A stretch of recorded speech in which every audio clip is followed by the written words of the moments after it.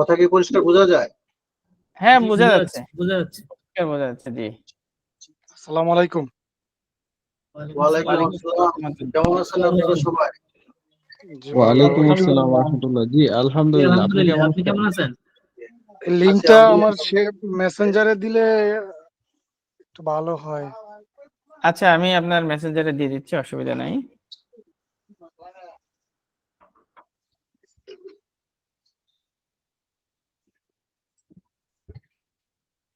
আচ্ছা, আমি কি শুরু করব? হ্যাঁ, আপনি শুরু করতে পারেন। জি, আচ্ছা, আমার এটাকে শেয়ার করা যায় কিভাবে? স্ক্রিন শেয়ার করতে চাচ্ছেন না? ওই যে স্ক্রিন শেয়ারটা প্রেজেন্ট নাও যে অপশনটা আছে আপনার হচ্ছে উইন্ডোজে যায়। নিচে যে লাইনটা আছে, মাইক্রোফোন আছে, ভিডিও অপশন, তারপরে সিসি, এরপর হচ্ছে সেন্ড রিঅ্যাক্ট, এরপরেই হচ্ছে যে আপনার হচ্ছে আপ একটা ইয়ে আছে যে না, ওখানে ক্লিক করে আপনাকে স্ক্রিন শেয়ার করতে হবে আর কি।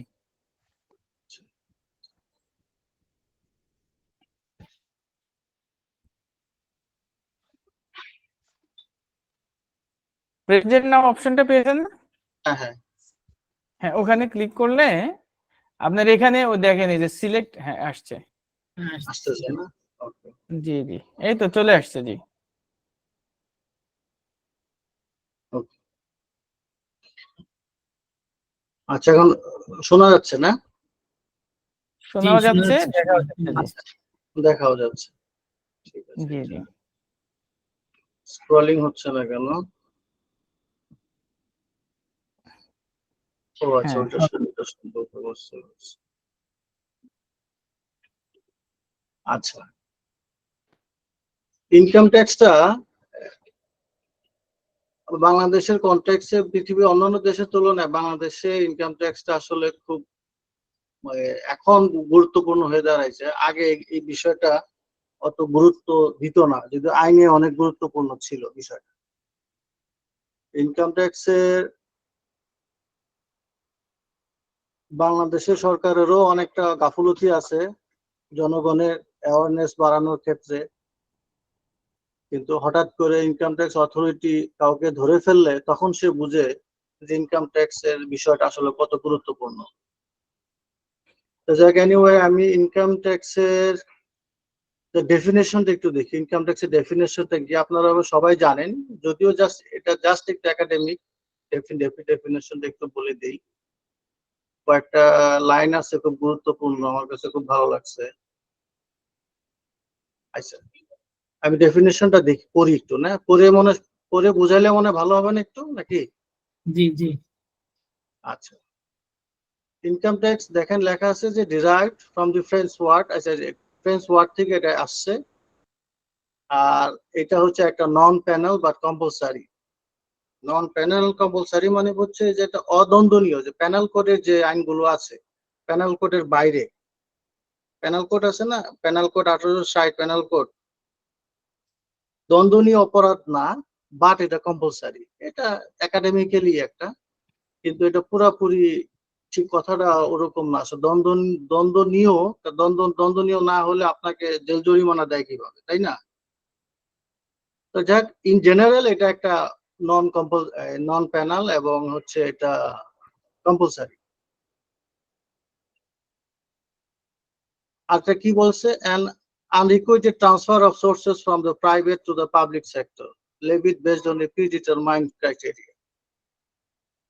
এটা হচ্ছে একটা অপ্রত্যাশিত, মানে আপনার ইচ্ছার বাইরে, আপনার সম্পদ থেকে সরকারের কাছে চলে যাওয়া। এই ট্যাক্স হলো এমন একটা জিনিস, সেটা হচ্ছে আপনার চাইবেন না, আপনার অনিচ্ছা সত্ত্বেও আপনাকে দিতে হবে সরকারকে, ঠিক আছে? এবং সেটা দিতে হবে based on the predetermined criteria. আগে থেকে পূর্ব নির্ধারিত কিছু ক্রাইটেরিয়া থাকবে, সেই ক্রাইটেরিয়া অনুযায়ী আপনাকে এটা ট্রান্সফার করে দিতে হবে। এটা আমাদের আর্টিকেল এই যে 152তেও বলা আছে যে যে কোনো সময় লোকালি হোক স্পেশালি হোক, যে কোনো সময় সরকার চাইলে আপনার ট্যাক্স ইম্পোজ করতে পারে এবং tax shall be constitute accordingly, এবং সেই অনুযায়ী এটা পরিচালিত হবে। The taxes are the most important sources of revenue of the modern government. Okay, ঠিক আছে. It is a compulsory levy to be paid by the citizen who are liable to pay it. Okay, it's a compulsory levy, একটা compulsory সবাইকে দিতে হবে, imposed by the government এর imposed করে. Many economists like Adam Smith and Bestable teaching আরো কিছু এরা বলছে tax is a compulsory payment to the government by taxpayer without any expectation. খুব ইম্পর্টেন্ট একটা কথা, আপনি গভর্নমেন্টকে ট্যাক্স দিবেন, কোনো এক্সপেক্ট করতে পারবেন না।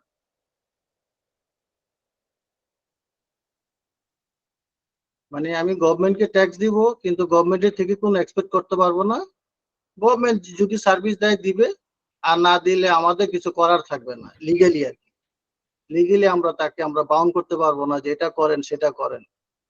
বাট এই জন্য বলছে যে উইদাউট এক্সপেকটেশন আমরা এগুলো দিয়ে দিই of some specified return. But essence of the argument is that the taxpayer is not entitled to claim the return of his taxes. কখনো এটা রিটার্ন চাইতে পারবে না। আপনি যা দিলেন গভর্নমেন্টকে, এটা কখনো রিটার্ন দাবি করতে পারবেন না। এবং he may receive the government of the services which state provides by means of the taxes collected from him or many other like him. Government বিভিন্ন সময় বিভিন্ন সার্ভিস দিয়ে থাকবে এই ব্যাপারে, কিন্তু আমরা তার কাছে কোনো ট্যাক্সেশন দিতে পারবো না, এই ক্লেম করতে পারবো না। এইটা হলো একটা মোটামুটি একটা ডেফিনেশন যে ট্যাক্সটা কি। এখন একটা বিভিন্ন ধরনের ট্যাক্স আছে আমাদের কনটেক্সটে, যেমন এক নম্বর হচ্ছে ডিউটি, যেটা ইম্পোর্ট লেভেলে আমরা ট্যাক্স দিয়ে থাকি। তারপরে হচ্ছে ভ্যাট, ভ্যালু অ্যাডিশন ট্যাক্স, এটাও এক ধরনের ট্যাক্স। তারপর ইনকাম ট্যাক্স, এটাও একটা ট্যাক্স। ইনকাম ট্যাক্সটা বেসড অন দ্য ট্রুলি মানে depends on the income of individual or company. এগুলি সব সবাই আপনারা জানেন, এটা জাস্ট একটু বলার জন্য বলা। এখন প্রশ্ন আছে যে ডিউটিতে যে পরিমাণ ট্যাক্স কালেক্ট হয়, ভ্যাটে যেভাবে ট্যাক্স কালেক্ট হয়, ইনকাম ট্যাক্সে কিন্তু তার তুলনায় অনেক কম কালেক্ট হয়। কিন্তু এখানে আরেকটা প্রশ্ন হলো, ট্যাক্স কালেকশনের ক্ষেত্রে, ইনকাম ট্যাক্স কালেকশনের ক্ষেত্রে সরকারের এক্সপেন্ডিচার অনেক হিউজ। কোর্টে দেখেন একটা অফিস দিয়ে আপনার কত টাকা কালেক্ট করতেছে, হিউজ টাকা কালেক্ট করতেছে। কিন্তু শুধু ইনকাম ট্যাক্সের 5,000, 4,000, 10,000, 15,000 টাকা কালেক্ট করার জন্য গভর্নমেন্টের কত লোক এখানে কাজ করতেছে। কারণ তাহলে ইনকাম ট্যাক্সটার জন্য তাহলে ডাইরেক্ট, এটা হলো ইনডাইরেক্ট ট্যাক্স, ডাইরেক্ট ট্যাক্স। তাহলে এখন গভর্নমেন্ট তাহলে ওরকম করে না কেন, যে সোর্সে সব নিয়ে নিবে, তাহলে ইনকাম ট্যাক্সের উপর সরকারের খরচ কম হবে কালেকশনের ক্ষেত্রে। এটার কি কারণটা থাকতে পারে বলতে পারেন কেউ? যে খরচ বেশি, ইনকাম কম। অন্য ক্ষেত্রে ভ্যাটের ক্ষেত্রে খরচ কম, ওদের ইনকাম বেশি। ডিউটির ক্ষেত্রে ওদের খরচ কম in compare to the income tax authority. একটু কেউ কি বলতে পারবেন যে কেন এটা ইনকাম ট্যাক্সের জন্য এত খরচ করে? ইনকাম কম থাকা সত্ত্বেও খরচ কম, খরচ বেশি করে গভর্নমেন্ট।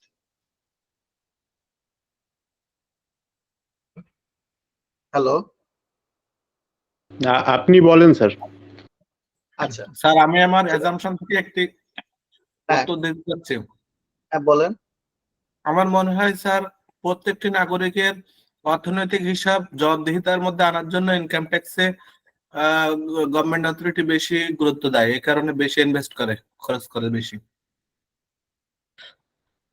সেটা জবাবদিহিতা তো আপনার ডাইরেক্ট বিভিন্ন ভাবেই করা যায়। ওই যে বললাম না, সোর্সে ডাইরেক্ট বিভিন্ন জায়গা থেকে বলে দিল, স্যালারি থেকে বলে দিল আপনার নতুন করে রিটার্ন জমা দেওয়া লাগবে না। কোম্পানিকে বলে দিল যে তার জন্য এত টাকা ট্যাক্স কাটবেন, এটি ফাইনাল, আমার আর নতুন করে ট্যাক্স ধার্য দরকার নেই। বিভিন্ন অথরিটিকে বিভিন্ন সময় আপনার যেখান থেকে যা ইনকাম হয়, সেই ইনকাম যারা আপনাকে পেমেন্ট করবে সেখানে বলে দিল যে না, আপনার এটাই আপনার ট্যাক্স কাটা হইলো, আপনাকে নতুন করে নিজে থেকে আপনার ইনকামের হিসাব দেওয়া লাগবে না। তাহলে কিন্তু সরকারের অনেক সহজ হয়। আচ্ছা কেন এটা একটা ওয়ে হচ্ছে, একটা কারণ হচ্ছে সমাজে এই সমতা আনয়ন করা। তার মানে হচ্ছে যে ওইভাবে যদি ডাইরেক্ট ট্যাক্সের ইনডাইরেক্ট ট্যাক্সের আওতায় নিয়ে যায়, তাহলে একটা ভিক্ষুকও ট্যাক্স দিবে, আপনিও দিবেন, মানে সবাই সমানভাবে তখন ট্যাক্স দিচ্ছে। কিন্তু আর এই ইনকাম ট্যাক্সের বিষয় এটা হলো যে বেশি ট্যাক্স দিবে, যে তার বেশি ইনকাম তার সে বেশি ট্যাক্স দিবে, যার কম ইনকাম সে কম ট্যাক্স দিবে। তাতে হবে কি, বড় লোকদের কাছ থেকে টাকাটা কালেক্ট করে সমাজে গরিবদের মাঝে সরকারের বিভিন্ন পদ্ধতির মাধ্যমে ডিস্ট্রিবিউট করা, এটি হলো মূল উদ্দেশ্য। এই ইনকাম ট্যাক্সের মূল উদ্দেশ্য হলো সমতা আনয়ন করা, মানে বৈষম্য যেন না থাকে, এটা হলো কনসেপ্ট। কিন্তু আদৌ তো এটা প্র্যাকটিক্যালি হয় না বিভিন্ন অন্যান্য কারণে। কিন্তু মূল উদ্দেশ্যটাই হচ্ছে এই জন্য দেখবেন যে যাদের বেশি ইনকাম তাদের বেশি ট্যাক্স দিতে হয়, যেন তাদের থেকে টাকাটা চলে যায় অন্য জায়গায়, গভর্নমেন্টের খাতে চলে যায়। সেটা হচ্ছে ডেফিনেশন গেল। আর এটার একটা ইয়া গেল। এখন ট্যাক্স কাদেরকে দিতে হবে?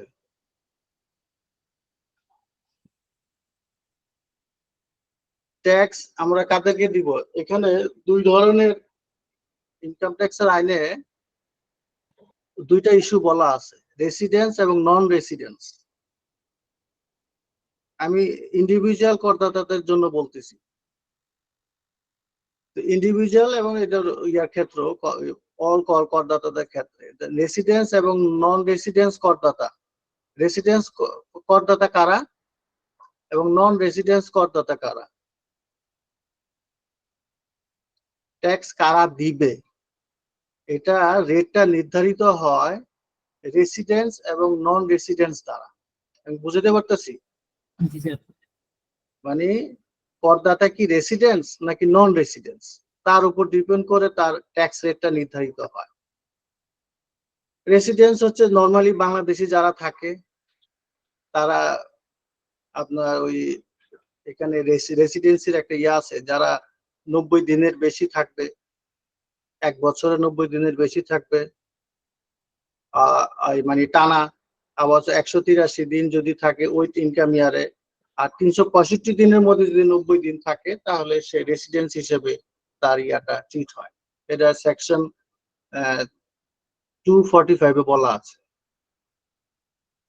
সেকশন 2 তো আমার ডেফিনিশন গুলো বলা আছে, তাই না, ইনকাম ট্যাক্সের?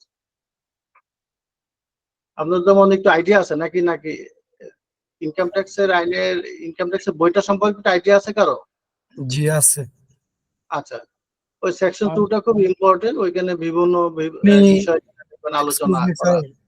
জি, আপনি যে রেসিডেন্সিয়াল বা রেসিডেন্সি বলতে বুঝিয়েছেন যে 90 দিনে যারা থাকবে, এদের কি আপনি ফরেনারদের সম্পর্কে বলতেছেন? একদম, ফরেনার হোক আর যেই হোক, মানে দেশের বহির্ভূত কোনো লোক, মানে বহির্ভূত আইসা যদি 90 দিনের বেশি থাকে 1 বছরে, এই 90 দিন টানা এবং 1 বছর 183 দিন থাকে, তাহলে সে রেসিডেন্ট হিসেবে ট্রিট হবে, রেসিডেন্টের অন্তর্ভুক্ত হবে। রেসিডেন্সে অন্তর্ভুক্ত হবে। তার কম থাকলে সে নন রেসিডেন্ট হিসেবে হবে, সেই ক্ষেত্রে তার ট্যাক্স রেট হবে ডিফারেন্ট। আচ্ছা, তো বেসিক্যালি আমরা করের সংজ্ঞাটা আমরা প্রথমত আমরা যে বিজনেসের ভাষা যে আমরা কর বলতে আমরা কি বুঝি, এই সকল সংজ্ঞায়িত প্রসঙ্গে বলতে গেলে তো আমাদের এখানে আপনার ই করেছেন যে টেইলর একটা উক্তি তুলে ধরেছেন বা সংজ্ঞা তুলে ধরেছেন যে a tax the quota each citizen has to pay towards the cost of public service। অর্থাৎ এটা সম্পর্কে বলেছেন যে আপনার টেইলর বলেছেন যে আপনার কোনরূপ যে প্রত্যক্ষ সুবিধা আশা না করে জনসাধারণ বাধ্যতামূলকভাবে সরকারকে যে অর্থ প্রদান করবে তাকে কর বলে গণ্য করা হবে। হ্যাঁ, তারপরে আবার বলেছেন ডক্টর মিল্টন বলছেন যে কর হচ্ছে সরকারি কর্তৃপক্ষ কর্তৃক আরোপিত একটি বাধ্যতামূলক চাঁদা, যার প্রতিদানে করদাতাকে কিছু পরিমাণ সেবা প্রদানের সম্পর্ক নেই বা কোনো আইনগত অপরাধের জন্য অর্থদণ্ড হিসেবে আরোপ করা নাই।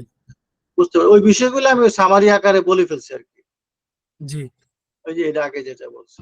তো আমাদের মূলত আমাদের উদ্দেশ্যটা কি? বাংলাদেশ গভর্নমেন্টের ট্যাক্স বা করের উদ্দেশ্যটা প্রসঙ্গে বলতে গেলে চলে যে আমরা আসলে রাজস্ব আদায়ের জন্য আমরা ট্যাক্স ধরে থাকি।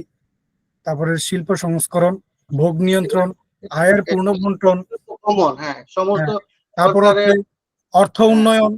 যেমন অর্থ উন্নয়ন বলতে ইকোনমিক্স ডিপেন্ডেন্ট বলতে আমি যেটা বুঝি যে উন্নয়নশীল বা অনুন্নত দেশে কর ধার্যের অন্যতম প্রধান উদ্দেশ্য হলো অর্থনৈতিক উন্নয়ন সাধন করা।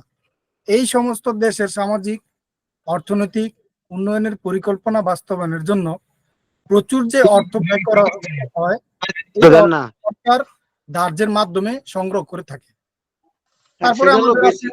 হ্যাঁ হ্যাঁ, সেটা আমি বুঝছি, সেটা হলো তারপরে কমন আমাদের আছে কমন ডেফিনিশন। হ্যাঁ, সঞ্চয় বৃদ্ধির মাধ্যমে আমাদের এটা করতে হয়। যেমন রাজস্ব আয়ের একটা সঞ্চয় আছে, যে এই সঞ্চয়ের দ্বারা যেমন আমাদের যেমন ছেলে মেয়েদের উপবৃত্তি প্রদান, তারপরে ওই যে আপনার প্রতিবন্ধীদের ভাতা প্রদান, হ্যাঁ, বিধবা ভাতা, বিভিন্ন ধরনের ভাতা বিপ্রদান, এটা এই তো সকল হয়ে থাকে। গভর্নমেন্ট তার নিজস্ব স্ট্র্যাটেজি, সে ইনকাম কৌশল, গুলোকে ব্যয় করবে। সেটা ইনকামের ব্যয় করার পিছনে তাদের মূল লজিকটাই তো থাকবে দেশের উন্নয়ন, সমাজের উন্নয়ন, মানুষের উন্নয়ন, সবকিছু মিলে।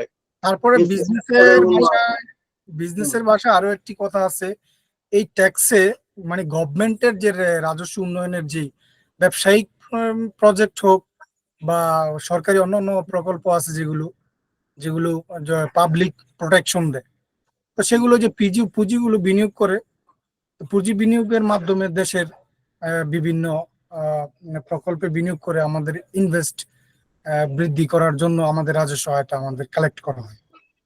তো যে দেশি বিদেশি পুঁজি বা পুঁজিবিদগণ যারা আছে। হ্যালো, ঠিক আছে, এটা তার উদ্দেশ্যগুলো তো আমরা ধরেন আমরা একটু আমরা পরে ইনকাম ট্যাক্সের বিস্তারিত আলোচনা করতে গেলে তো আসলে আমাদের অনেক সময় সময় লেগে লাগবে। যাবে। এইগুলি শুধু কিন্তু ডেফিনেশন দিয়ে আমরা দিলে এখানে 500টা ক্লাস করা অ্যাকাউন্টিং যাবে। পেশার সাথে জড়িত সবাই, এবং অ্যাকাউন্টিং জবের ক্ষেত্রে প্রতিষ্ঠানের সাথে কাজ করতে গেলে যে ইনকাম ট্যাক্সের সাথে আমাদের একটা সংশ্লিষ্টতা থাকে বা Right. কাজ করতে হয়, এই বিষয়ে আমাদের একটা প্রাথমিক একটা ধারণা, একদিনে তো আর সম্ভব না, একটা আচ্ছা, ধারণা আমরা পেতে চাচ্ছি আর কি। জি জি।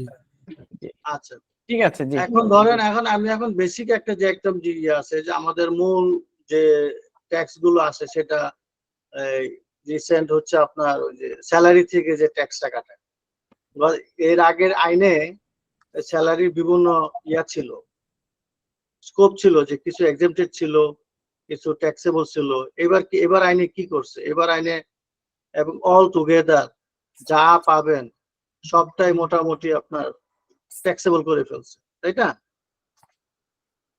গতবারে যেটা ছিল, এবার তো কি করছে, এবার করছে হলো আগে যেমন হাউস রেন্ট, বেসিক, এগুলো আলাদা আলাদা করে বলা ছিল, এবার আপনার স্যালারি হিসেবে আলাদা আলাদা করে বলা থাকুক, সমস্যা নাই, কিন্তু আপনার এগুলো সবই ট্যাক্সেবল ছিল,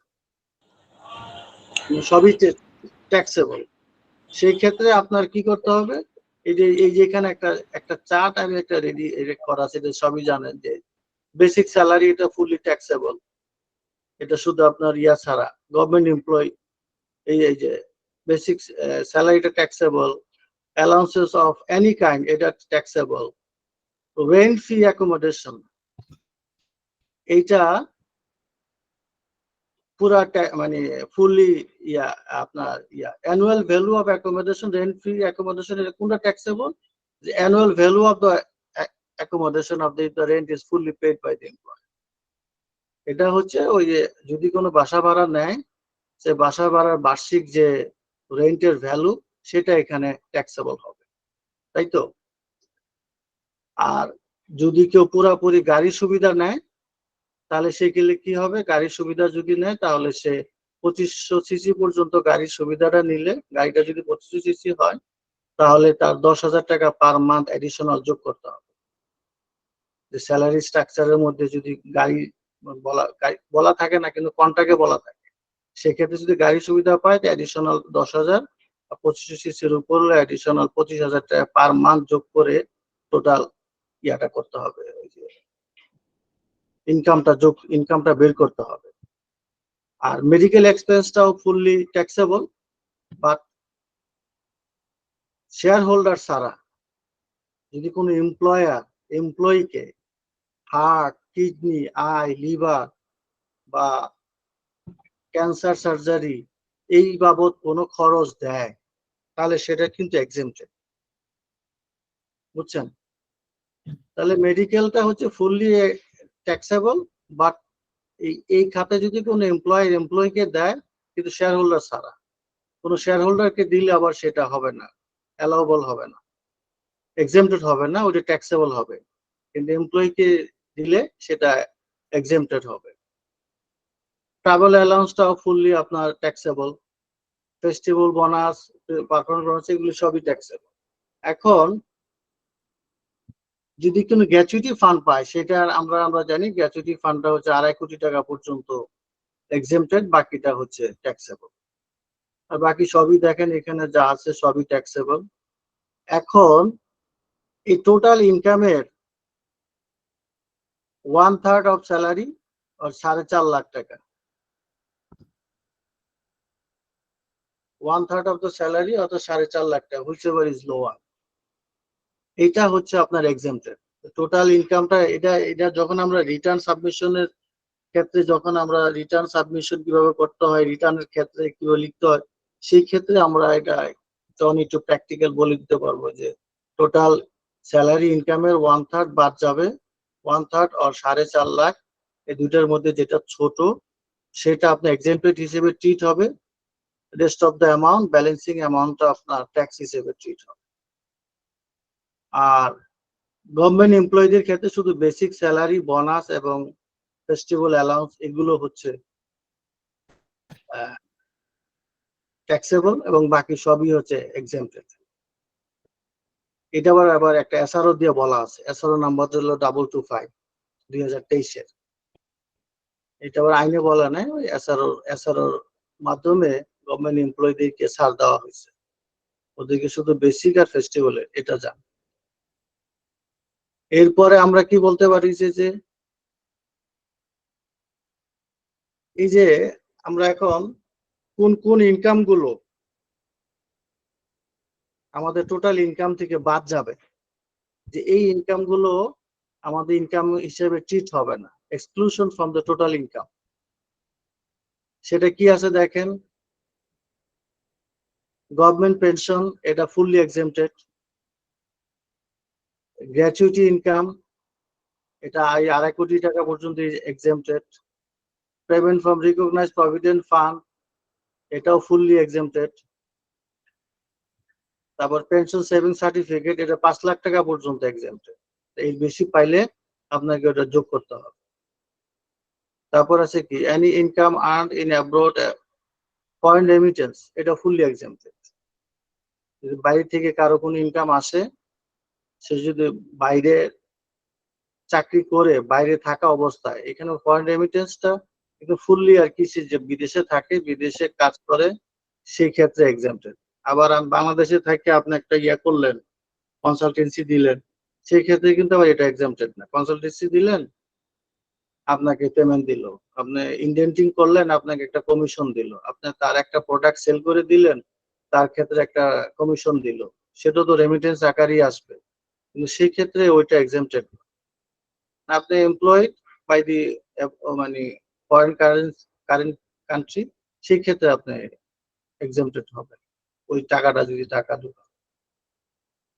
income from wage under development বা ইউএস ডলার এগুলো সব এক্সেম্পটেড, এগুলো খুব রেয়ার। তো মূল কথা হচ্ছে স্যালারির ক্ষেত্রে আমরা যাই পাবো ইন জেনারেল 1/3 আমরা বাদ দিতে পারবো, ম্যাক্সিমাম 4.5 লাখ পর্যন্ত, আর বাকিটাই হচ্ছে এটা। এখন এই ট্যাক্স ক্যালকুলেশন মানে ইনকামটা আমরা ক্যালকুলেট করে ফেললাম, ইনকাম ক্যালকুলেট করার পরে ট্যাক্স রেটটা কিভাবে হবে এটা সবাই কম বেশি জানেন। সেটা আবার ওই যে সেকেন্ড শিডিউল ফাইন্যান্স অ্যাক্ট দ্বারা এগুলো প্রতি বছর নির্ধারিত হয়। ফাইন্যান্স অ্যাক্টে এটা সেকেন্ড শিডিউলে বলা থাকে সাধারণত। ফাইন্যান্স শিডিউলে ফাইন্যান্স অ্যাক্টের সেকেন্ড শিডিউলে এই ইনকাম ট্যাক্সের রেট গুলো প্রতি বছর কি রেট হবে এবং কি ধরনের থ্রেশহোল্ড লেভেল হবে সেগুলো বলা থাকে। এবং 2023-24-এর অ্যাসেসমেন্ট ইয়ারের জন্য বা ট্যাক্স ইয়ারের জন্য ওইখানে মহিলাদের জন্য 4 লাখ, ছেলেদের জন্য 3.5 lakh, disable person taxpayer মানে of third gender with disability, third জেন্ডারদের জন্য 4,75,000, আর হচ্ছে ফ্রিডম ফাইটারদের জন্য 5 লাখ টাকা পর্যন্ত আপনার এক্সেম্পটেড। এর অতিরিক্ত যা পাবে ইনকাম করে আমরা ক্যালকুলেশন করার পরে এর অতিরিক্ত যা আসবে তার প্রথম 1 লাখ হলো 5%, ওই এগুলো আপনারা জানেন। 3 লাখ পর্যন্ত 10%, next 4 lakh 15%, on the next 5 lakh 20%, rest of the amount এর উপরে 25% হচ্ছে আপনার ট্যাক্স ক্যালকুলেশন হবে। এখন ট্যাক্স ক্যালকুলেশন করার পরে যদি দেখেন আপনার ট্যাক্স হয় 2,000 টাকা, সেই ক্ষেত্রে আবার একটা বার দিয়ে দিছে মিনিমাম ট্যাক্স। সে মিনিমাম ট্যাক্সটা কি, যে আপনার ট্যাক্স ক্যালকুলেশন করে দেখলেন আপনার ট্যাক্স হয় 2,000, 3,000, কারো হয় 4,000, সেই ক্ষেত্রে আপনাকে তখন ওই মিনিমাম ট্যাক্সের একটা রেট দেওয়া আছে, মিনিমাম ট্যাক্সের একটা লেভেল দেওয়া আছে, সেটা হচ্ছে ঢাকা সিটি এবং চট্টগ্রাম সিটির জন্য 5,000 টাকা মিনিমাম ট্যাক্স। আপনার যখন 2,000 টাকা ট্যাক্স হবে তখন আপনাকে মিনিমাম 5,000 দিতেই হবে। যখনই আপনি থ্রেশহোল্ড লেভেলটা এক্সিড করবেন, যেমন পুরুষের ক্ষেত্রে 3.5 লাখ টাকা হচ্ছে এক্সেম্পটেড, 3.5 লাখ 1 টাকা হলে আপনাকে 5,000 টাকা ট্যাক্স দিতে হবে।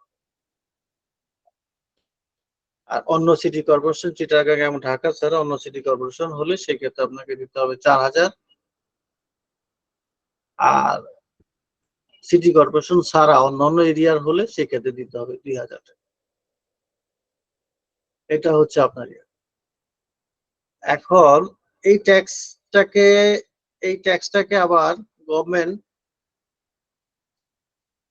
রিবিট নেওয়ার জন্য, মানে ট্যাক্সে থেকে কিছু বেনিফিট যেন আমরা পাই, এই জন্য কিছু স্টিমুলি দিয়ে রাখছে যে কিছু কিছু ক্ষেত্রে যেন গভর্নমেন্ট চায় তুমি এসব ক্ষেত্রে যদি ইনভেস্ট করো তাহলে আমি তোমাকে কিছু বেনিফিট দিব। সেটা হলো tax credit from the investment. মানে আপনি টোটাল ট্যাক্স ক্যালকুলেশন করলেন, ক্যালকুলেশন করার পরে আপনি কিছু ছাড় পাবেন। সেই ছাড়টা হলো ইনভেস্টমেন্ট রিবিট, আপনারা সবাই জানেন। সেই ইনভেস্টমেন্ট রিবিট গুলো 6 শিডিউলে বলা আছে পার্ট 3 তে, যে কোন কোন ইনভেস্টমেন্ট গুলো করলে আপনার ইনভেস্টমেন্ট রিবিট পাবেন। এটাকে বলে ইনভেস্টমেন্ট রিবিট, ইনভেস্টমেন্ট মানে ট্যাক্স ক্রেডিট পাবেন।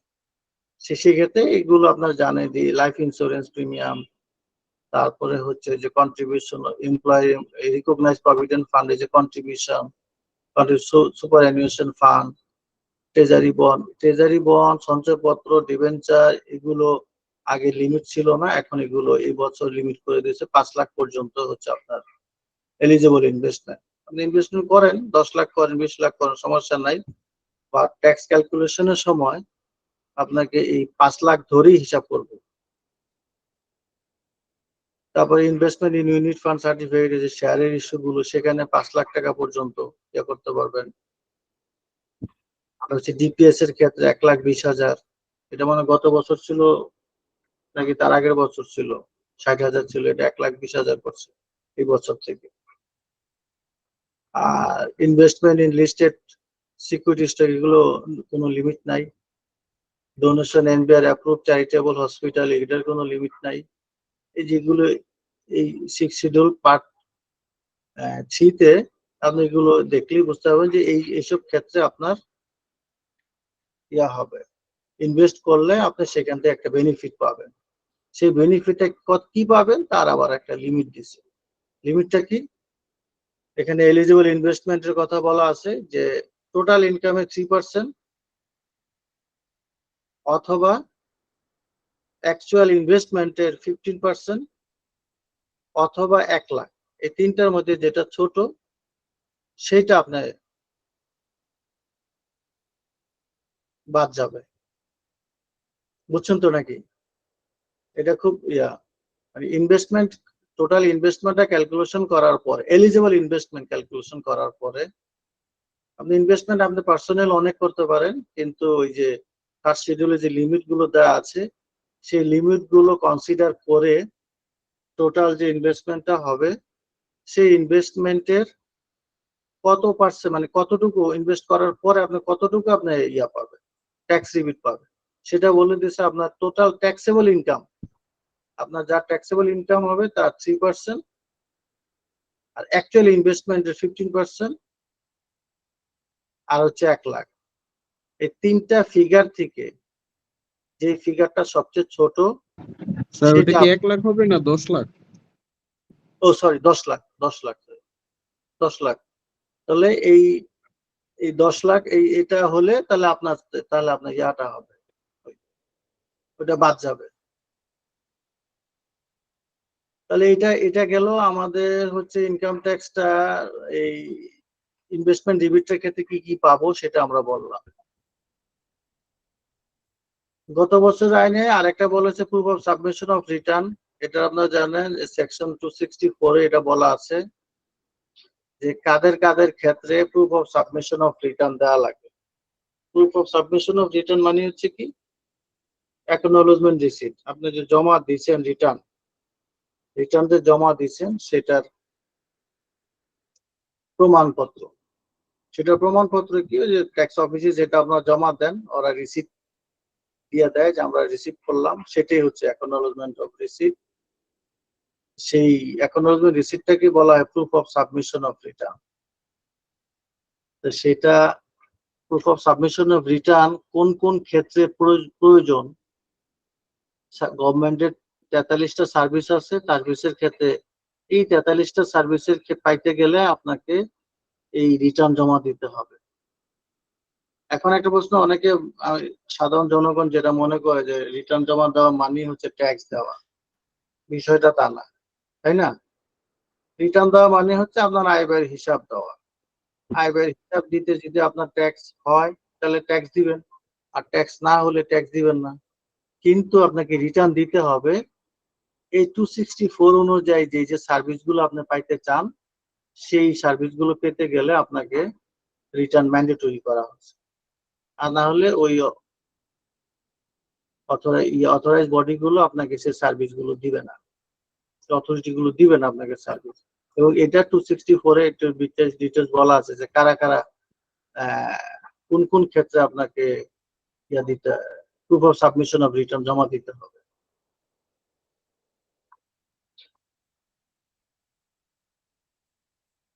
আর কাদের কাদের দেয়া লাগবে না সেটা ওই বাইরে যা আছে তাদের আর দেয়া লাগবে, সেটা ঠিক আছে। এখন আরেকটা বললো যে অল ইন্ডিভিজুয়াল, এখন ট্যাক্স রিটার্নটা একটা বিষয় আছে, ট্যাক্স রিটার্ন এখন বললাম ট্যাক্স রিটার্ন দিতে হবে।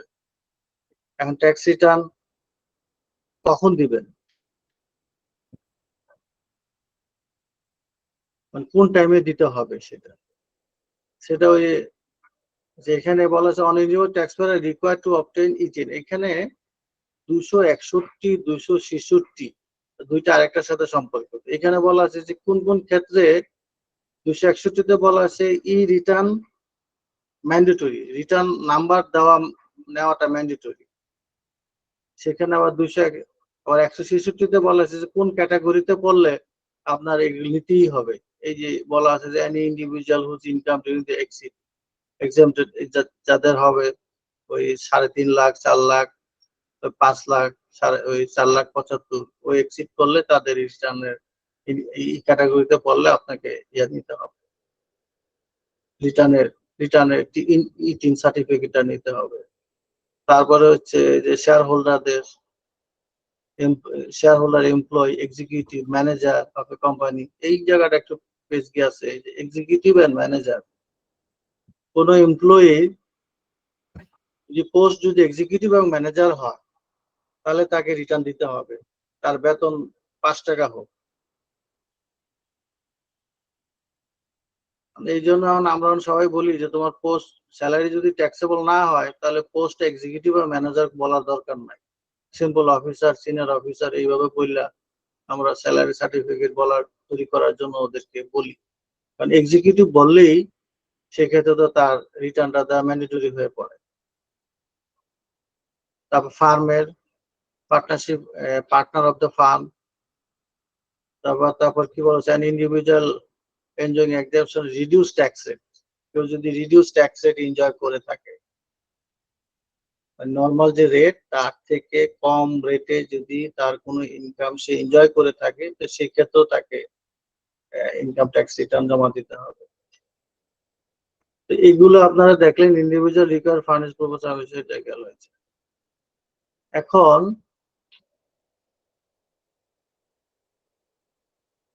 এই যে ট্যাক্স যদি রিটার্ন কেউ যা ট্যাক্স রিটার্ন দেওয়া ম্যান্ডেটরি, সে যদি ট্যাক্স রিটার্ন জমা না দেয় তাহলে তার কি হবে? তার কি হবে বলেন তো কেউ একজন? কনসিকুয়েন্সটা কি? Failure to file the return within the specific time prescribed by the government. কনসিকুয়েন্সটা হচ্ছে যে 10% of the income tax payable on last assessment year অথবা 1000 টাকা। লাস্ট অ্যাসেসমেন্ট ইয়ারে 10% অথবা 1000 টাকা, এটার মধ্যে যেটা বড় সেটা দিতে হবে। আরেকটা আছে কন্টিনিউ ডিফল্ট, এটা তো ইম্পর্টেন্ট না। আরেকটা আছে for individual who had never been subject to tax assess, তার মানে যে ফার্স্ট ইয়া হয়, যে আগে কখনো সে রিটার্ন জমা দেয় নেই, তার ক্ষেত্রে ম্যাক্সিমাম ট্যাক্স লায়াবিলিটি হবে 5000, অথবা ম্যাক্সিমাম হবে, অথবা যে ডিফল্টের ক্ষেত্রে হবে পার ডে 50 টাকা করে হিসাব করে হবে। আচ্ছা, এগুলো তো দেখলেন। তো আজকে আপাতত এতগুলি, আর আপনাদের কোনো কোশ্চেন থাকলে দেখি আমি কিছু বলতে পারি কিনা, দেখি আপনাদের প্রশ্ন করেন দেখি।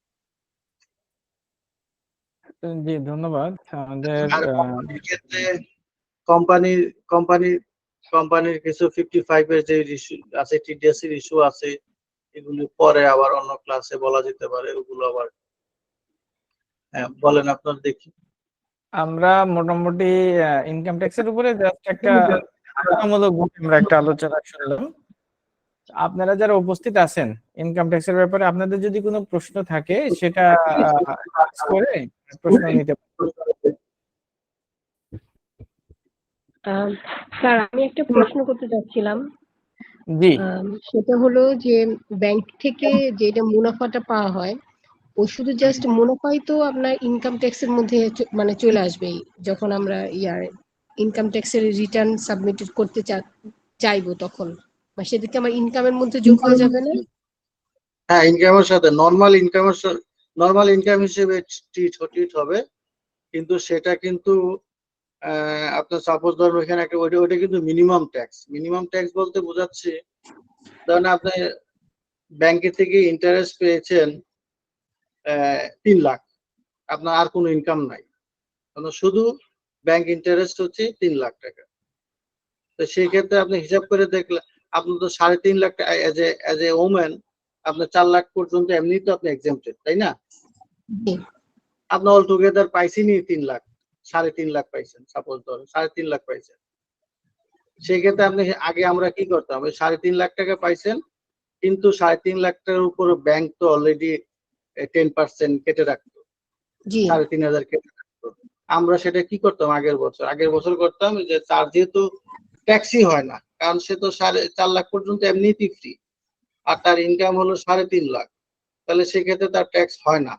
আমরা কি করতাম, সেই 3,500 টাকা ক্যারি ফরওয়ার্ড করতাম, মানে ওইটা আমরা রিটার্ন হিসেবে দাবি করতাম যে ভবিষ্যতে আমার যখন ইনকাম হবে কোনো, সেই ইনকামের সাথে আমি এটা তখন এটা অ্যাডজাস্ট করে নেব, তাই তো? কিন্তু এই বছর এই আইনটা করে ফেলছে যে না, আপনাকে যাকে আপনার যদি ওই থ্রেশহোল্ড লেভেলের নিচেও থাকে ইনকামটা, তো যেটা ট্যাক্স কেটে রাখবে সেটা আপনার জন্য ফাইনাল ট্যাক্স না, মানে ওটা আপনার মিনিমাম ট্যাক্স। ফাইনাল শব্দটা আসবে না, মিনিমাম ট্যাক্স। বুঝতে পারছি? ব্যাংকে তো এখন মানে ট্যাক্স রিটার্ন সাবমিট জমা দিলে আপনার ওই যে 10% কাটে, আর না জমা দিলে তো এখন তো 15% কাটে। এখন দেখা গেলো যে হ্যাঁ এক্ষেত্রে মানে আমার মান্থলি ইনকাম প্লাস হলো ব্যাংক প্রফিট দুইটার ক্যালকুলেশন করলেও যে ট্যাক্স লিমিটটা হয় না ওমেন ক্যাটাগরিতে, সেক্ষেত্রে কি আমার ট্যাক্স রিটার্ন করাটা কি আমার জন্য কি বেটার হবে, মানে ভালো হবে? সেক্ষেত্রে আপনার এখন থেকে আপনার স্ট্যাটাসটা কি? আপনি তো চাকরি করেন, তাই তো? চাকরি করি নাকি প্লাস না? হ্যাঁ প্রফিট মানে ওরকম আসে না, কিন্তু দুইটা যোগ করলে আমার ট্যাক্স লিমিটটা আমার হয় না, মানে মান্থলি যে ওমেনদের জন্য যেই 4 লাখ মানে 50,000 টাকা সেটা নিচে হয় না। লোয়ার যেটা। বলা আছে ওই যে ওই একটা ওই এক্সামশনের ওইখানে দেখবেন যে কাদের কাদের ম্যান্ডেটরি 10 লাখ টাকার উপরে মনে ব্যাংক ডিপোজিট থাকলে তার ট্যাক্স রিটার্ন ম্যান্ডেটরি। আপনার না ট্যাক্স এটা বউ না, পান। হ্যাঁ হ্যাঁ এটার জন্যই, মানে এটা না 10 লাখ তো না, এটার জন্য হলো করতেছি না। কিন্তু আমি যদি এমনি যদি করতে যদি চাই, যে যেমন তো ব্যাংক থেকে আপনার 15% কাটে, আর ওইটা জমা দিলে তো 10% কাটবে, সেক্ষেত্রে আমি হ্যাঁ, যদি করতে যদি চাই তাহলে কি এটা কি মানে আমার করা কি উচিত হবে? আপনি করেন তাহলে 15% কাটবে না, 10% কাটবে, আপনার তো ট্যাক্স হবে না, আপনার তো তাহলে লাভই হবে 5%। আচ্ছা এখানে আমার পরবর্তীতে মনে যদি হয় আমি হ্যাঁ, যেটা বুঝতে পারছি সেটা হচ্ছে যখন উনি ব্যাংক থেকেই বলতেছে যে যদি তুমি রিটার্ন জমা দাও তাহলে হচ্ছে তোমাকে 10% তোমার হচ্ছে চার্জ কাটা ইন্টারেস্ট কাটা হবে, ওইটা কাটে আর কি ব্যাংক। আর যদি রিটার্ন জমা না দাও তাহলে 15% কাটা হবে। যদি রিটার্ন জমা দেয় আর ইনকামটা ট্যাক্সেবল না হয়, এখানে উনি শুধুমাত্র রিটার্নটাই জমা দিবে, তাই না? এখানে তো আর ওনাকে ট্যাক্স দিতে হবে না। জমা দেবে, সেক্ষেত্রে তো তার এডিশনাল কোনো ট্যাক্স হবে না। এখানে রিটার্নটা জমা দিলে তার সুবিধাটা হলো সে 5% ব্যাংক তার থেকে 5% কম কাটবে। শুধু রিটার্নই জমা দিতে হচ্ছে, তাকে তো কোনো পেমেন্ট করতে হচ্ছে না। না না না, ওইটাই তো বললাম যে রিটার্ন জমা দেওয়া মানে তো ট্যাক্স দেওয়া না। জি রিটার্ন জি জমা দেওয়া মানে হচ্ছে তার স্টেটমেন্ট। রিটার্ন মানে কি? একটা স্টেটমেন্ট। রিটার্ন মানে হচ্ছে একটা স্টেটমেন্ট। কিসের স্টেটমেন্ট? Income statement. ইনকামের স্টেটমেন্ট। ইনকামের সাথে আপনার ব্যয়ের হিসাব আছে, আয় ব্যয়ের একটা স্টেটমেন্ট দেওয়াই হলো রিটার্ন। সেই ক্ষেত্রে ইনকাম হিসাব করে যদি ট্যাক্সেবল থ্রেশহোল্ড লেভেলটা এক্সিড না করে তাহলে তার ট্যাক্স দিতে হচ্ছে না। কিন্তু ওই যে সার্ভিস কিছু পাইতে গেলে 43টা সার্ভিসের কথা বলা আছে, ওই সার্ভিস গুলো পেতে গেলে তাকে রিটার্নটা দিতে হবে, এটাই। জি জি আর না হলে ব্যাংক তার তার সার্ভিস দিবে না। ব্যাংকের একদম পুরো স্ট্রিক্টলি বলা আছে ব্যাংক এই সার্ভিস দেওয়া বন্ধ করে দিবে। ভবিষ্যতে আরো একটু কঠোর হবে, তখন ব্যাংক দিতেই পারবেন না। আচ্ছা এই ক্ষেত্রে তাহলে আমি চাইলে রিটার্নটা জমা দিতে পারি, কিন্তু আমার জন্য তাহলে ম্যান্ডেটরি না, তাই তো? কিন্তু আমি করতে পারবো। না, উইলিং এক হচ্ছে আপনি উইলিংলি ট্যাক্স দিতে পারবেন, এটা আইনে কোনো বাধা নাই, আপনি উইলিংলি দিতে পারবেন। আর এই ক্ষেত্রে ম্যান্ডেটরি কিনা সেটা ডিপেন্ড করতেছে হচ্ছে আপনি কি ওই 10 লাখ টাকার উপরে হয়, আর ওই যে ওই 10 লাখ টাকার উপর যদি না হয় তাহলে আপনার ম্যান্ডেটরি না।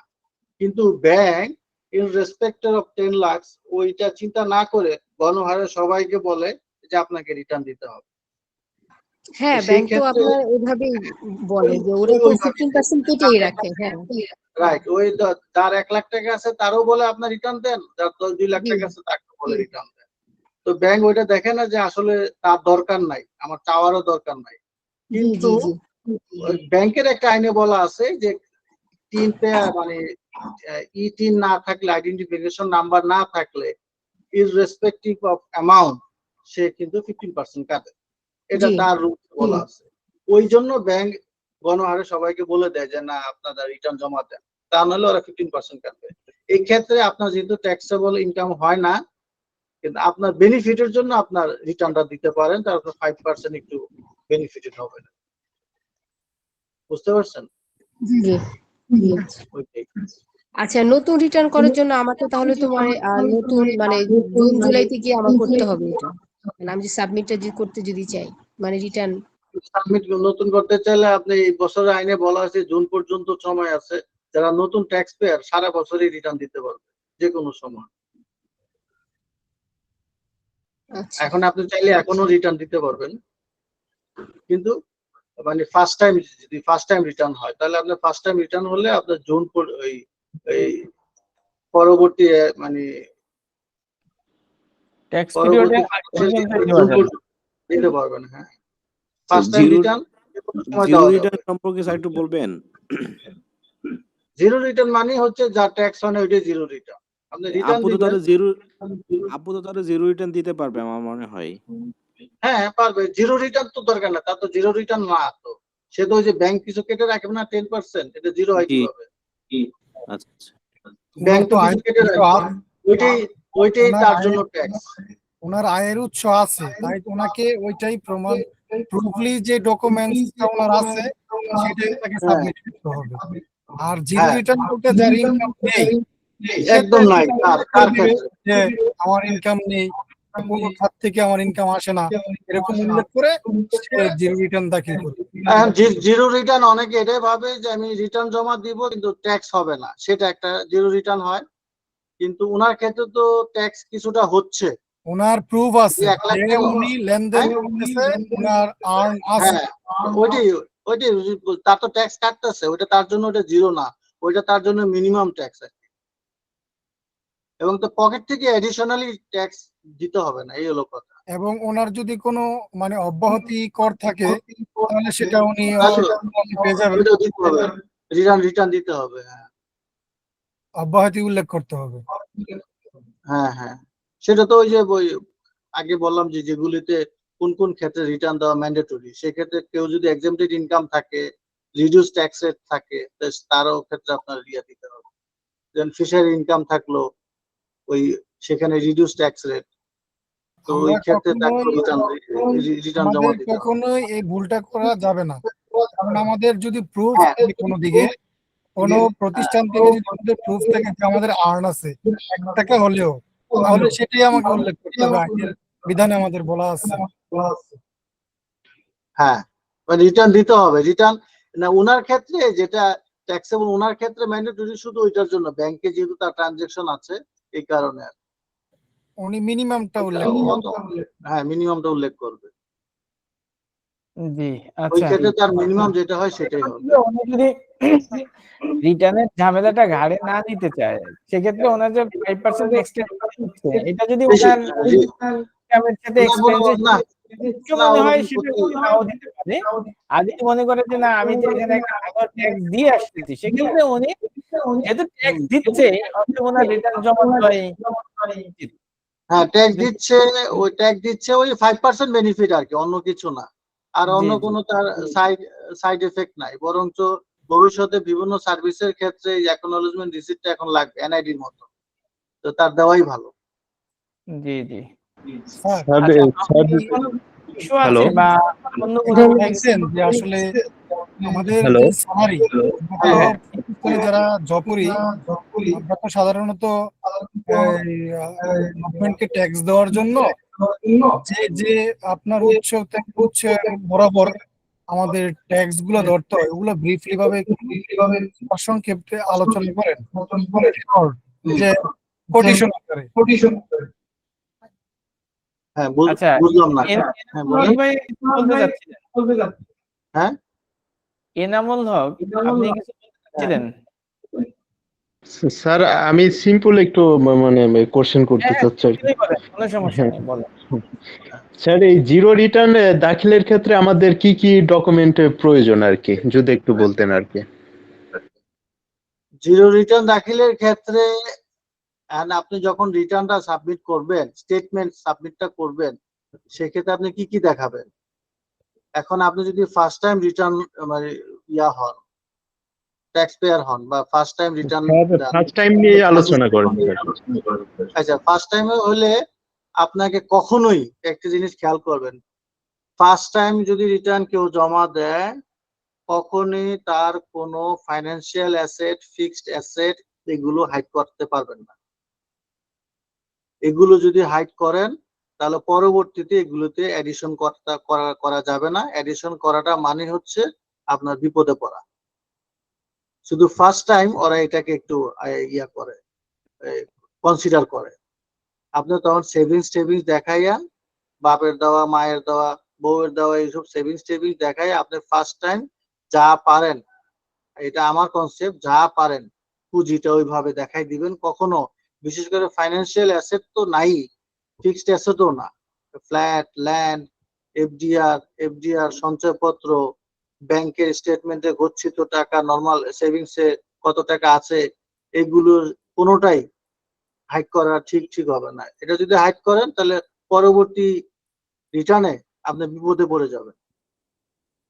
তো সেই ক্ষেত্রে ফার্স্ট টাইম যারা রিটার্ন জমা দেয়, ব্যাংকের স্টেটমেন্টে এফডিআর এর টাকা কত আছে এই স্টেটমেন্ট সহকারে, ল্যান্ড যদি কিছু কেনা থাকে ল্যান্ডের দলিল, যদি উত্তরাধিকার সূত্রে প্রাপ্ত কোনো জমি হয়ে থাকে তাহলে সেই ক্ষেত্রে তার প্রমাণপত্র মানে দলিল গুলো, দলিলে তো বলাই থাকবে হেবা, তো সাধারণ অথবা বন্টননামা দলিল, এগুলো হয়। তো বন্টননামা দলিল দিলেন অথবা উত্তরাধিকার সূত্রে পাইলেন, সেটা তো বন্টননামা দলিল হলো, কেউ আপনি গিফট করলো সে হেবা দলিল হলো, আপনার এফডিআর থাকলো সে এফডিআর স্টেটমেন্ট, এগুলো সব দিয়ে আপনাকে এগুলোর প্রমাণপত্র দিয়ে তারপর রিটার্নটা ফিল আপ করে আপনাকে জমা দিতে হবে।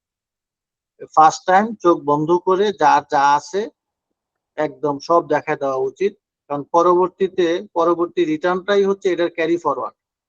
রিটার্নটা দেওয়া আপনার 3টা জায়গায় আপনার ওখানে ভেরিফিকেশন আছে। ভেরিফিকেশন মানে কি? হলফনামা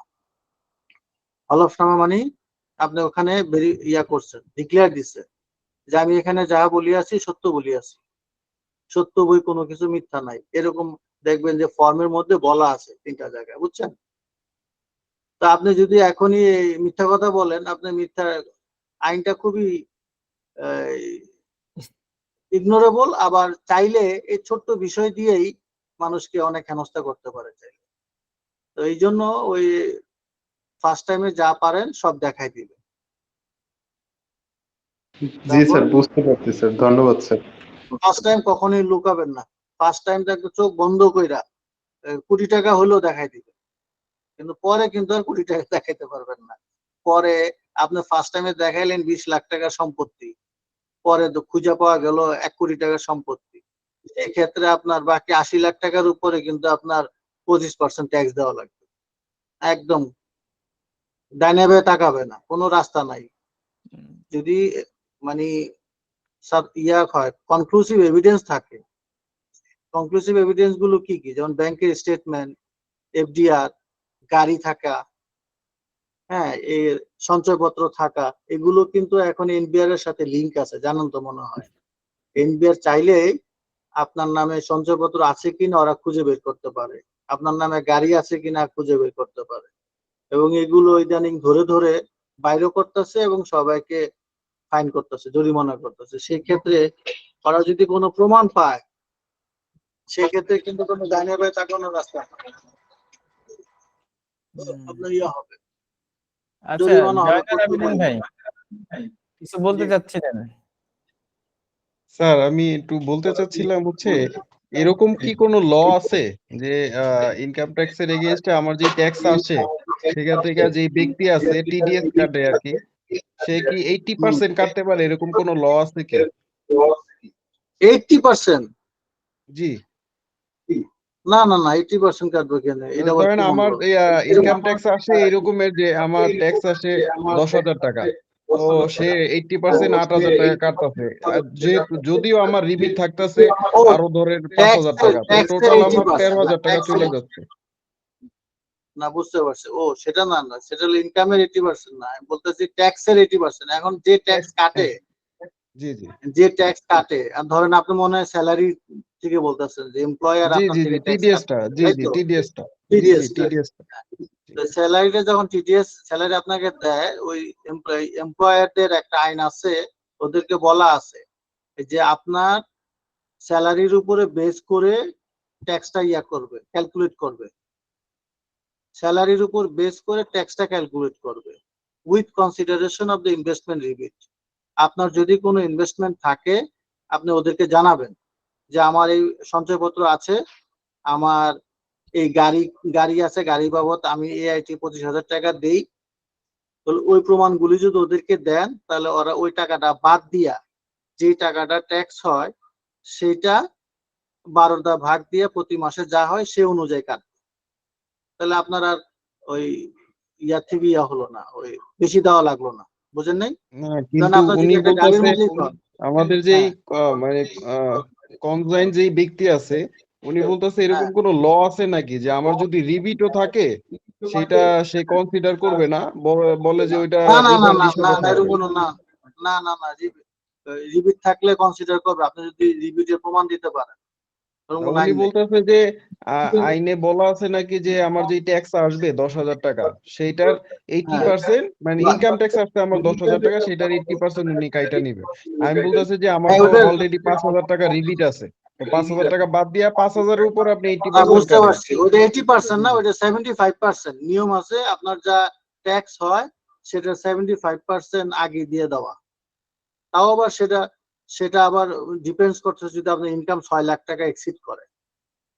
আপনার ট্যাক্সেবল ইনকাম যদি 6 লাখ টাকা এক্সিড করে সেই ক্ষেত্রে আপনার 75% আপনাকে ওই রিটার্ন দেওয়ার আগেই দিয়ে দিতে হবে। তো স্যালারির ক্ষেত্রে এটা কোনো ঝামেলা না, ওইটা ওই আপনার প্রমাণ দিলে আপনার কি ওই ট্যাক্স কি বেশি হয়ে যায় ক্যালকুলেশন করার পরে? মানে ক্যালকুলেশন করার পরে দেখা গেছে আমার রিবিট আছে, তো রিবিট দেওয়ার পরও উনি বেশি কাটতাছে, প্রতি বছরই আমার রিফান্ড থাকতাছে, কিন্তু উনি মানতাছে না। না না না ওই বলে যে রিফান্ড ল রাখা আছে। না না না ল না, ওকে বলেন যে ভাই তুমি ওইখানে ওইভাবে বলা না, ওখানে বলা আছে একটা অ্যাভারেজ রেট আপনার আমি বলছি 75% যে ট্যাক্স দিতে তাহলে হবে। লটা আমাকে একটু দেখান, উনি বলে এরকম ল আছে আপনি যাইনা নেন, এই আর কি। না না ওরকম ল নাই, আপনি ওই রিবিটের প্রমাণ দিবেন, বলবেন যে এই ইনভেস্টমেন্ট আছে এটা ক্যালকুলেশন করে যে ট্যাক্স হয় তার 75% কাটবেন আপনি, আর বাকিটা আমি রিটার্নের সময় জমা দেবো। হ্যাঁ, রিফান্ড আমিও রাখা সেটাই বলছি, আমি বলছি যে আপনি 75% না, আমার রিবিট টিবিট বাদ দেওয়ার পরে যেটা হয় আপনি পুরাটাই কাটেন, সমস্যা নেই। না, সে ম্যাক্সিমাম 75% পর্যন্ত কাটতে পারবে। আবার অনেক একটু ভালো কোম্পানি সুন্দর করে হিসাব করে যা হয় ট্যাক্স ওইটাই কাটে, কিন্তু এখন উনি রিবিটটা বলতেছে ল আছে, ওনারা আমি বুঝেও পারি না, কিছু বলার নাই আর কি। লটা ইয়াটা রিবিটটা কনসিডার করেই কাটবে, এটা তার কোনো দায়ও নাই। সে যদি অর্ধেকও কাটে তেমন সমস্যা হবে না তার, ওখানে বলা সে আছে আমার average। বলতেছে যে আচ্ছা বলেন, আমি আপনার বেশি কাইটা সরকারে দিয়ে আমার তো কোনো লাভ নাই, এখানে একটা ল আছে, আমি তো এখান থেকে টাকা খাচ্ছি না, না এরকম বলে যে বলে। আমার তো লস হইতাছে না, বলবে যে আমার তো লস হইতাছে, আমার তো এবার আপনার রিফান্ড লস হচ্ছে না, আপনার প্রতি বছর এটা রিফান্ড দেখাই যাবেন, পরে যখন ট্যাক্স বাড়বে তখন এটা অ্যাডজাস্টমেন্ট হিসেবে দেখাই দিবেন। না, বেশি রিফান্ড থাকলে আবার সমস্যা। আইনে রিফান্ড দাবি করলে ওইটা আপনার ওই অডিট করার সম্ভাবনা থাকে যদি অ্যামাউন্টটা খুব বেশি হয়, বুঝছেন? তখন জি চিন্তা স্যার, করবে ঠিক এই আছে লোককে। স্যার, আমি তার সাথে বলবো যে এরকম কোন স্যার ল নাই, আমি এক অ্যাডভোকেটের সাথে কথা বলছি, আপনি একটু কনসিডার করেন, আপনার মনে হয় আপনি কনসিডার করলেই পারবেন আর কি, একটু দেখি বইলা দেখি আর কি। বললা দেখেন ওটা এমনি জি গালামি জি, করতেছে। থ্যাংক ইউ স্যার, জি, ঠিক আছে। আসসালামু আলাইকুম। ওয়ালাইকুম আসসালাম। আচ্ছা, এখন তো রাত 10:36। হুম। আমরা কি আর কোনো প্রশ্ন নিব নাকি আজকে ক্লাস এখানে শেষ? যদি কারো স্যার, emergency থাকে স্যারের তাহলে কথাবার্তা শুনে তো আমাদের অনেকই ভালো লাগতেছে, কারণ স্যারের আমাদের কি আর কি ক্লাস ইনফরমেশন। হবে ট্যাক্সের উপরে নাকি এটাই? আচ্ছা, হুমায়ুন ভাই কিছু বলতে চাচ্ছিলেন, বলেন, তারপরে আমরা সাদিয়া আপুর কথা শুনবো। জি, আমি বলতে চাচ্ছিলাম স্যার যে রিলেটেড কথা বলছেন এগুলো অ্যাকচুয়ালি যে স্যার কিছুক্ষণ আগে যে জয়নাল আবেদিন ভাইকে অ্যান্সারটা দিলেন এটা accurate, কারণ 80% তো কেটে নেওয়া হবে না, 80% উপর ওইটা ক্যালকুলেশন করে তারপর এটার উপর ট্যাক্স ধরে সেটা কেটে নেবে। উনি বলতেছে যে 80% কেটে, তাহলে আপনার স্যালারি থাকে কই? আমি স্যারকে বলবো যে ঠিক আছে, ট্যাক্সের 80% আর কি, ওই ট্যাক্সের 80% কাটবে। হ্যাঁ আমি ট্যাক্সের ট্যাক্সের 80%। যা পাইছেন যা কেটে দিবে তার মানে 80% হবে। জি জি, ঠিক না, আছে, ধন্যবাদ। সাদিয়া আপু কি বলতে চাচ্ছেন? ভাই আমাদের ট্যাক্সের উপরে ক্লাস এটাই, আর তো হবে না তাই না? আপাতত না, এটাই, যদি যদি আপনারা আমরা যদি প্রয়োজন হয় আবার হবে, সমস্যা নাই। প্রয়োজন হলে আবার আমাদের কি বলবেন। কোনো ফাইল দেওয়া যাবে? লেকচার তো নিলেন ওইটা। জি, আবার বলেন একটু। মানে স্যার আজকে যে ক্লাসটা করালো ওইটার কি কোনো ডকুমেন্ট ফাইল আমাদের সাথে কি শেয়ার করতে হবে? পিডিএফ এটা ফাইল আমি তো পুরোপুরি রেডিও ছিলাম না, ইনস্ট্যান্ট আমি দিচ্ছি সেদিক থেকে কালেক্ট করে মোটামুটি বলার জন্য আর কি। সমস্যা নাই, আমি ওই যে পরবর্তীতে দিয়ে দিব। স্যার এই ফাইলটা শেয়ার করলে ভালো হতো স্যার। স্যার ঠিক আছে, পিডিএফটা ফাইল- আপনি পিডিএফ করে দিয়ে দিন। আচ্ছা ঠিক আছে, পিডিএফ করে দিয়ে দেবো। অসুবিধা নেই ভাই। ট্যাক্সের রেট গুলো সহ দিলে স্যার একটু ভালো। হ্যাঁ, ট্যাক্সের রেট, জি স্যার, জি জি। ট্যাক্সের রেট ওই যে ট্যাক্সের রেটটা ওই যে 3.5 লাখ পর্যন্ত ফ্রি, পরবর্তী 1 লাখের উপরে হলো 5%। এই যে দেখছেন, জি স্যার, ওইটা জি স্যার। এই যে 3.5 লাখ হলো মেল নীল, তারপরে 4 লাখ ফিমেল অথবা 65 বছর, যদি বয়স যদি 65 এর উপরে হয় তাহলে তার জন্য 4 লাখ নীল। ওকে স্যার এটা ঠিক আছে স্যার, ওই যে নতুন যে রেটটা থাকে স্যার, সাপ্লাইয়ের উপর 10%, 7.5%, 3% ওইটা রেট থাকে দুইটা। যদি স্যার ও আচ্ছা, ওই টিডিএস এর উপরে, জি জি জি জি জি। ও আচ্ছা, টিডিএস এর উপরে আরেকটা ক্লাস করতে হবে। টিডিএস এর বিষয়গুলো ওই যে 55 এর ওগুলি আরেকটা ক্লাস করলে ওইগুলো ক্লিয়ার বলতে পারবো। ঠিক আছে ওইটা তখন স্যার হ্যাঁ। স্যার আমি বলতে চাচ্ছি যে একজন কোম্পানির মানে owner, মানে মালিকে কি কি আপনার মানে খাত থেকে, যে এই খাত থেকে মালিকের ট্যাক্স করা হতে পারে ব্রিফলি ভাবে, এটা আজকে যদি না হয় আপনি নেক্সট ক্লাসে আলোচনা করবেন কিনা? মানে মালিকের কি কি ট্যাক্স হতে পারে? আমরা কোম্পানিতে জব করি, আমরা তো এমপ্লয়াররা বা এক্সিকিউটিভ থেকে ডাইরেক্টর বা আরো ম্যানেজিং ডাইরেক্টর এই পর্যন্ত আমাদের ট্যাক্স প্রদান করতেই হবে। মানে এটা বোঝাইছেন আপনি আজকে একজন ওনারের কি মানে খাত থাকে, কি খাত থাকলে ওই খাত থেকে ওনার ট্যাক্সগুলো ধরে ওনারের খাত থাকে ওই যে কোম্পানি থেকে যা ডিভিডেন্ড পাবে সেই ইনকাম। এবং মানে ব্রিফলি ভাবে স্যার আপনি একটা যে আমাদের স্লাইডটা দেখালেন না, এরকম ভাবে যদি দেখেন যে সংক্ষেপে যে এই 10টা আচ্ছা, ওনারের খাত মেইনলি হলো তার ওই যে ডিরেকশন রেমুনারেশন যেটা পাবে সেটা, আর যদি ডিভিডেন্ড পায় সেটা, এটা হলো মেইন খাত। কোম্পানির মালিকের এই থাকলে, আয়ের উৎস থাকলে ওইখান থেকে আমাদের ট্যাক্স দিতে হবে। হ্যাঁ, বিভিন্ন উৎস। আমি বলি যে কোম্পানির মালিকের উৎসটা কি? একটা কোম্পানির মালিক কোম্পানি চালাইতেছে কিসের জন্য? লাভের জন্য তো, তাই তো? জি। তো এই কোম্পানি থেকে যদি সে লাভটা নেয় তাহলে সে লাভের উপর ট্যাক্স দিবে। বুঝেন নাই? ক্লিয়ার করে বলতে হ্যাঁ। চাচ্ছিলাম আপনাকে। না, লাভ বলতে কোম্পানির লাভটা কখন ক্যালকুলেশন হয়? আমরা তো আসলে আমরা বেশিরভাগ এখানে ওয়ান ম্যান শো কোম্পানি তো ম্যাক্সিমাম ওইগুলো ধারে না। একটা কোম্পানি একটা আলাদা একটা লিগ্যাল এন্টিটি, কোম্পানি হলো আলাদা একটা ব্যক্তি, তাই তো? জি। যখন একটা কোম্পানি ফর্ম হয় তখন কোম্পানিটা কি হয়? কোম্পানিটার পরিচালক মানে পরিচালনার জন্য, যেহেতু ও একটা আর্টিফিশিয়াল পার্সন, এই জন্য সে তো আর ন্যাচারাল পার্সন না, তাকে পরিচালনার জন্য এই ডিরেক্টররা জয়েন করে। ডিরেক্টররা যখন জয়েন করে তখন ডিরেক্টরের দায়িত্ব হলো কোম্পানিকে কিভাবে লাভবান করবে। কোম্পানি যদি লাভ হয় তাহলে কোম্পানি কি করে? তাকে আবার ওই দেয়, ডিভিডেন্ড দেয়,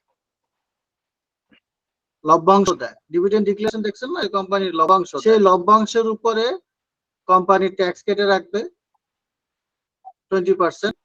ওইটা ওই ট্যাক্স কেটে রাখবে, কেটে তারপরে সে হিসাব করবে তার ইয়াটা। মানে মোট হলো একটা কোম্পানি থেকে তার ইনকাম হলো ডিভিডেন্ড, আর একটা ইনকাম হলো তার রেমুনারেশন। রেমুনারেশন এবং ডিভিডেন্ড দুইটা, ডিভিডেন্ড তো সাধারণত থাকে না, ওই রেমুনারেশনই থাকে। ওই রেমুনারেশন আপনার স্যালারির মতনই হিসাব হবে, স্যালারির মতন হিসাব করে যদি ট্যাক্স হয় ট্যাক্স দিবে, আর ট্যাক্স না হলে ট্যাক্স দিবেন, বিষয়টার উপর। বুঝছেন? আর পার্সোনাল যদি আরো আপনাদের মতন আর কি, পার্সোনাল যদি আরো তার অন্য খাত থাকে, তার নিজস্ব বিজনেস থাকে, আলাদা ব্যক্তি মালিকানা কোনো বিজনেস থাকে, তার ব্যাংকের ইন্টারেস্ট থাকে, তার সঞ্চয়পত্রের ইন্টারেস্ট থাকে, তার কোনো জমি বিক্রি করে কোনো ক্যাপিটাল গেইন থাকে, এই বিষয়গুলো যদি থাকে তাহলে তার ওগুলো ইনকামের সাথে যোগ হবে। তার যদি পার্সোনাল কোনো কৃষি আয় থাকে, সে কৃষি আয় যোগ হবে। তার ক্যাপিটাল গেইন যদি আপনার ওই শেয়ার মার্কেটের শেয়ার বিক্রি করে কেনা বেচা করে যদি কোনো গেইন থাকে, সেই গেইনটা এখানে যোগ হবে। যদি capital gain exempted, but income হিসেবে ট্রিট হবে। বুঝেন নাই?